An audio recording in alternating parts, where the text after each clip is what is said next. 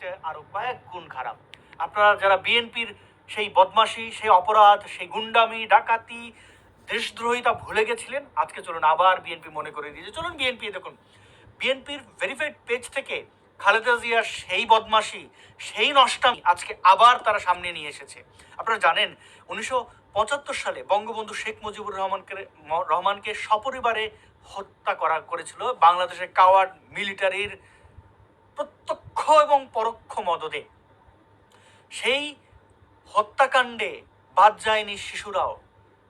শেরনিয়াবাদের সন্তান সহ, বঙ্গবন্ধুর কনিষ্ঠ পুত্র শেখ কামাল সহ, শেখ রাসেল সহ কত নারী, কত অন্তঃসত্ত্বা নারী, পুরুষ, নিরপরাধ মানুষ। বঙ্গবন্ধু শেখ মুজিবুর রহমান অবশ্যই নিরপরাধ, তিনি সহ সকল নিরপরাধ মানুষকে সেই নারকীয় হত্যাকাণ্ড ঘটানো হয়েছে ধানমন্ডির 32 নম্বরের বাড়িতে।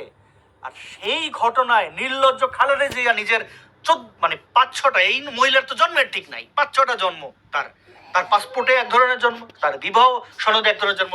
সেই নষ্টা মহিলা এই নষ্টামি এখনো শুরু করেছে। তাকে যখন জেলে রেখেছিল শেখ হাসিনা, আমি দুঃখ প্রকাশ করেছিলাম, আমি তার পক্ষে ছিলাম জেল থেকে।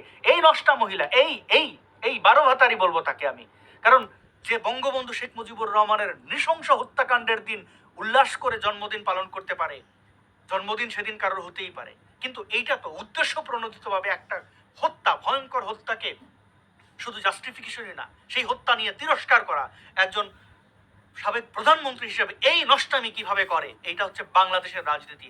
বিএনপি ভালো হয়নি, বিএনপির এই নষ্টরা ভালো হয়নি, এরা কুলাঙ্গার।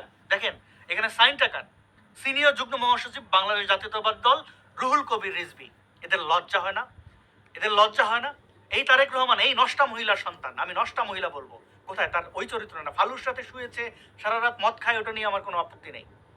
আমার আপত্তি হচ্ছে যে এই দেশের সৃষ্টি যিনি করেছেন বঙ্গবন্ধু শেখ মুজিবুর রহমান, তার নৃশংস হত্যার দিনটিকে নিয়ে যে উল্লাস করতে পারে, সে তার চরিত্র ঠিক নেই, সে নষ্টা, সে অসভ্য, সে বর্বর।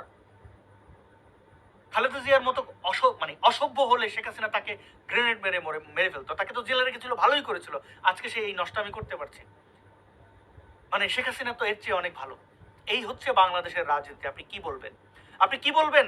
এই যে জামাত ব্যাক ইউনুস গ্যাং, তারা বলছে 15 আগস্ট শোক দিবস পালন করা যাবে না। রাজাকারের বাচ্চা রাজাকার আসিফ নজরুল বলেছিল যে যে যার মতো করে শোক দিবস বা সবকিছুই পালন করতে পারবে। আজকে তারা, হায় আল্লাহ, আমাকে একটু যদি জন্মদিন পালনের সুযোগ দেওয়া হইতো। ওর নিজেও তার জন্মদিন পালন করতো, যদি ওর জন্মদিন মানুষ না জানতো। এই খালেদা জিয়ার মতো যদি নষ্ট না হতো, তাহলে বলতো আজকে আমারও জন্মদিন।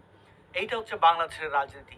এরা এই ধরনের অসভ্যতা করে, এরা বাংলাদেশের মানুষের উপরে নির্যাতন নিপীড়ন করে। এই বাংলাদেশের রাজনীতি নষ্ট করার মহানায়ক হচ্ছে এই বিএনপি। জিয়াউর রহমান বঙ্গবন্ধুর খুনের সাথে জড়িত না? সেই খুনিদেরকে ইন্ডেমনিটি দিয়ে মাফ করে দেয়নি? দিয়েছিল তো। তো সেই জিয়াউর রহমানের সৃষ্ট এই দল আর কতটাই বা ভালো হবে? রাজাকারের পৃষ্ঠপোষক এবং রাজাকারদের পুনর্বাসক এই বিএনপি। আরেকটা হচ্ছে যে এই যে জামাতের রাজাকারের বাচ্চাদের দল এনসিপি, দেখেন কি বলছে, ধর্ম, সম্প্রদায় ও জাতিসত্তার মর্যাদা, এই হচ্ছে তাদের নতুন বাংলাদেশের ইশতেহার। দেখুন এখানে